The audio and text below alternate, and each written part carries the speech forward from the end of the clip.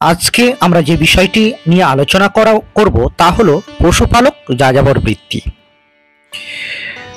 পশুপালক যাযাবর ছিল এমন কিছু দলবদ্ধ মানুষ যারা প্রচুর সংখ্যায় ছাগল, ভেড়া, গবাদি পশু, ঘোড়া বা উট পালন করত এবং চারণভূমির সন্ধানে বাৎসরিক নিয়মে এক স্থান থেকে অন্য স্থানে গমন করত। সাধারণভাবে যে সমস্ত এলাকায় কৃষির উপযুক্ত জমি কম কিন্তু চারণভূমি প্রচুর, সেখানে এই পশুপালক যাযাবরদের খুঁজে পাওয়া যায়।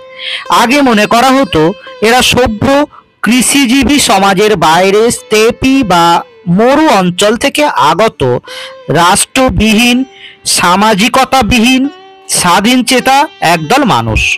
অধুনা প্রত্নতাত্ত্বিক আবিষ্কার এদেরকে সম্পূর্ণ আলাদা একটি ধারার অর্থনীতির কারক হিসাবে দেখাতে বাধ্য করছে।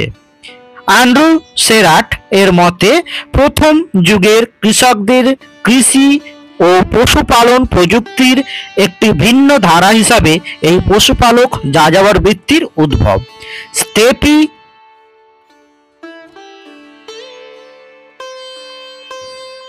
মরু সংলগ্ন অঞ্চল বা পার্বত্য এলাকার মতো রুক্ষ ও অনিশ্চিত আবহাওয়ায় মানিয়ে নেওয়ার চেষ্টাই এই ধরনের বৃত্তির জন্ম দিয়েছিল।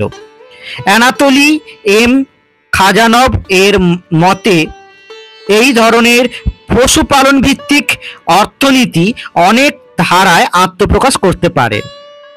পূর্ণ সময়ের পশুপালন বৃত্তি থেকে আধা নিরবিচ্ছিন্ন কৃষি পশুপালন বৃত্তি এবং প্রায় যাযাবর অবস্থা থেকে পূর্ণ যাযাবর বৃত্তি, যেখানে পশুপালনই প্রধান এবং কৃষির ব্যবস্থাকে সম্পূর্ণ পরিত্যাগ করা হয়, এই সবই খাজানভ এর মতে এই ধরনের অর্থনীতির অঙ্গ।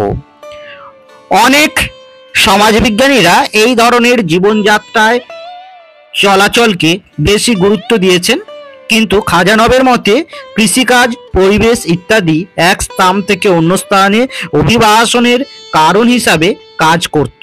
অর্থাৎ অর্থনৈতিক অবস্থায় এই পশুপালক গোষ্ঠীগুলির চলাচলের কারক ছিল।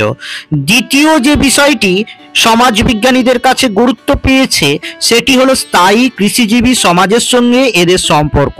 কেউ কেউ মনে করেন যে নাগরিক সংস্কৃতিতে এই গোষ্ঠীগুলি নাগরিক যাযাবর হিসাবে টিকে থাকতে পারত, কিন্তু খাজানভের মতে পশুপালনের অর্থনৈতিক প্রধান তিনটি কারণ বা কারক হলো জল, চারণভূমির মতো প্রাকৃতিক সম্পদ, গৃহপালিত পশুর সংখ্যা ও গোষ্ঠীর জনসংখ্যা।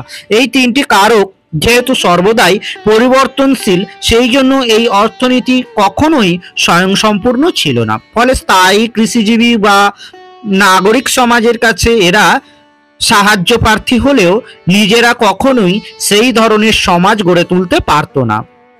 সাধারণভাবে এই ধরনের পশুপালক যাযাবর সমাজ তাম্রমুদ্রা ও ব্রোঞ্জ যুগে অধিক মাত্রায় বিচরণ করত বলে মনে করা হয়, কিন্তু এক ধরনের কৃষি বহির্ভূত শুধুমাত্র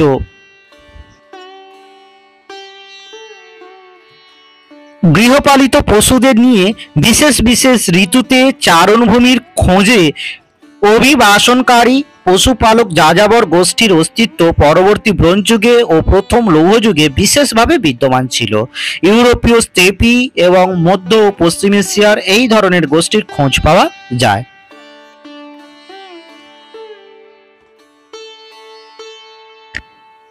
এই ধরনের আরো ভিডিও পেতে আমাদের চ্যানেলটি সাবস্ক্রাইব করুন এবং এই পেপারের অন্যান্য প্রশ্নের উত্তরগুলি পেতে আমাদের প্লেলিস্ট লিংক ডেসক্রিপশনে দেওয়া রইল, এটি ফলো করতে পারো।